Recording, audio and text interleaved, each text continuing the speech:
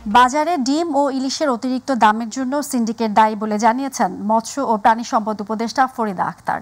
বুধবার অন্তর্বর্তী সরকারের ১০০ দিন উপলক্ষে মৎস্য ও প্রাণী সম্পদ মন্ত্রণালয়ের অগ্রগতি ও পরিকল্পনা নিয়ে সাংবাদিকদের সঙ্গে আলাপকালে কথা বলেন তিনি। উপদেষ্টা আরও বলেন, বাজারে ইলিশের দাম কেজি প্রতি এখনও ১৫০০ টাকার উপরে থাকায় সাধারণ মানুষের চাহিদা মেটানো যাচ্ছে না। ইলিশের অতিরিক্ত দামের জন্য সিন্ডিকেট, মধ্যস্বত্বভোগী ও দাদন ব্যবসায়ী দায়ী।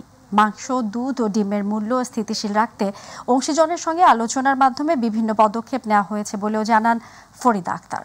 মনে করবেন না যে আসলে এটা হয়, এটা গেছে ৬৬৫ মেট্রিক টন। তবে বিজিবি এবং অন্যান্য সূত্রে জানা গেছে যে অবৈধভাবে অনেক যাওয়ার চেষ্টা ছিল, সেটা তারা ধরেছে। তো সেটা আমরা, তবে এই বছর একটু ইলিশ মাছ আহরণ কম ছিল এবং ইলিশ মাছের ডিম ব্যাপারটাও কিন্তু একটু বৃষ্টি না হওয়ার কারণে তারা বলেছে কম ছিল।